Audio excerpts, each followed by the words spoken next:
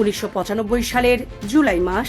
ভারতের রাজধানী দিল্লি তখন রাজনৈতিক ব্যস্ততায় মুখর, কিন্তু সেই ব্যস্ততার মাঝেই এমন একটি হত্যাকাণ্ড ঘটে যা শুধু দিল্লি পুলিশকেই নয়, পুরো দেশকে স্তম্ভিত করে দেয়। ইতিহাসে ঘটনাটি পরিচিত হয়ে আছে তন্দুর মার্ডার কেস বা নয়না সাহনী হত্যা মামলা নামে। এটি ছিল এমন এক অপরাধ যেখানে হত্যার পর অপরাধী শুধু লাশ গুম করার চেষ্টা করেনি, বরং প্রমাণ মুছে ফেলতে মরদেহ তন্দুরে পুড়িয়ে ফেলতে চেয়েছিল। তদন্তকারীদের মতে এটি ভারতের অপরাধ ইতিহাসের অন্যতম নৃশংস এবং আলোচিত হত্যাকাণ্ড। আর এই মামলার তদন্ত ফরেনসিক বিজ্ঞানের এক গুরুত্বপূর্ণ দৃষ্টান্ত হয়ে রয়েছে। Premium commercial space is now for rent. Featuring ample parking and excellent accessibility, this 4,200 square foot space is ready. Elevate your business and call us today. 1995 সালের 2 জুলাই গভীর রাতে দিল্লির অশোকা রোড এলাকায় নিয়মিত টহলে ছিলেন কনস্টেবল আব্দুল নাজির কুঞ্জু ও হোমগার্ড চন্দ্রপাল। হঠাৎ তারা দেখতে পান অশোক যাত্রী নিবাসের ভেতর থেকে বাগিয়া বারবিকিউ রেস্তোরাঁ থেকে অস্বাভাবিক ধোঁয়া বের হচ্ছে।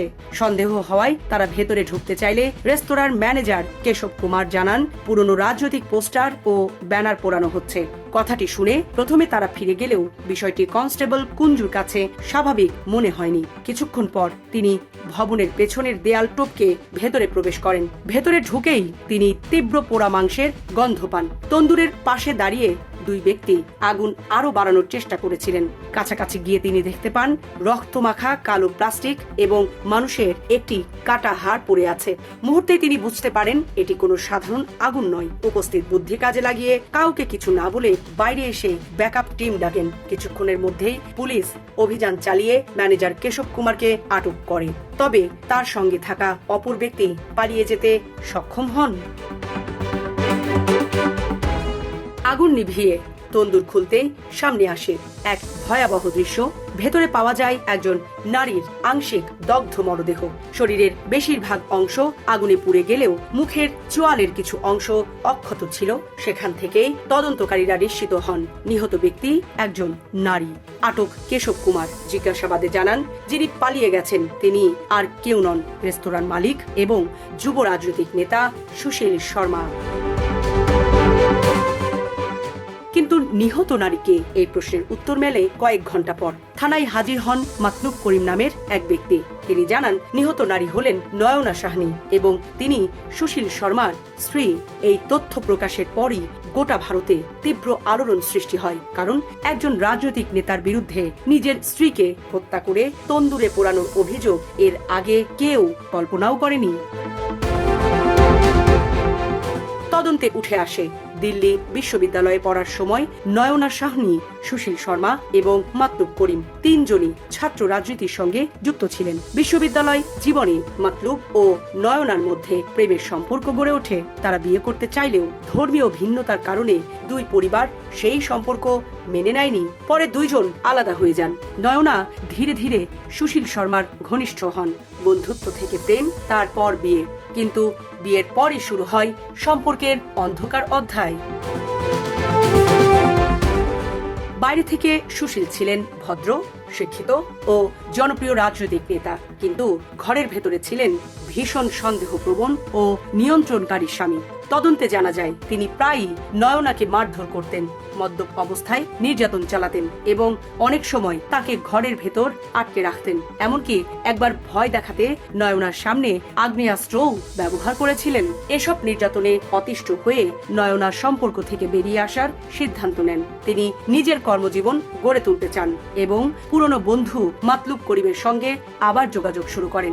এই যোগাযোগে সুশীলের সন্দেহকে আরো উস্কে দেয়।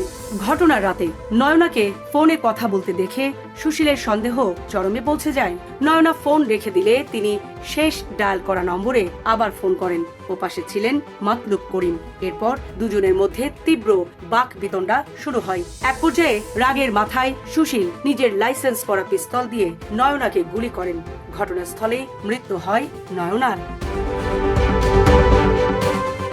হত্যার পর শুরু হয় আরো ভয়াবহ অধ্যায়। প্রথমে তিনি মরদেহ কালো প্লাস্টিকে মুড়ে বিছানার চাদরে জড়িয়ে নিজের মারুতি ভ্যানে তোলেন। পরিকল্পনা ছিল যমুনা নদীতে ফেলে দেবেন, কিন্তু আইটিও সেতুতে মানুষের উপস্থিতি দেখে তিনি পরিকল্পনা বদলে ফেলেন।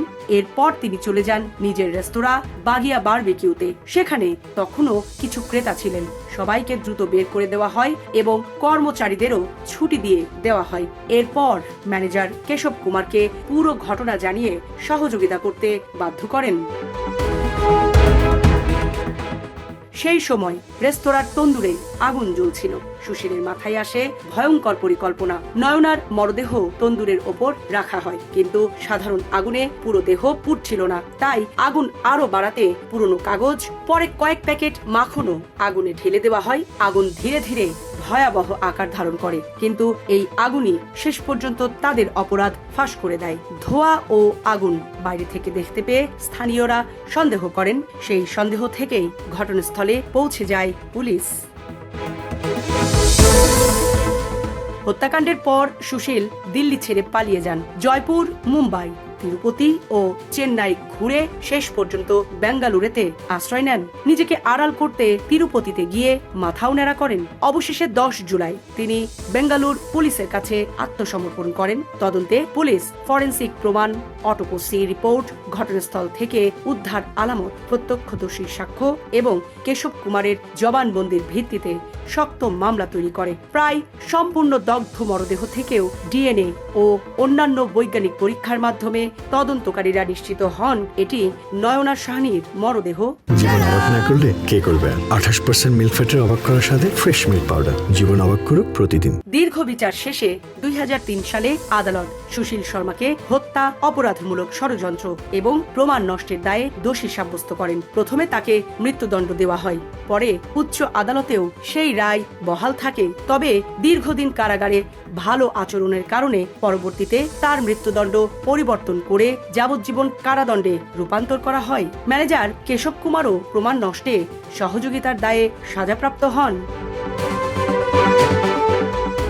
সামরিনা প্রীতি, ঢাকা এক্সপ্রেস।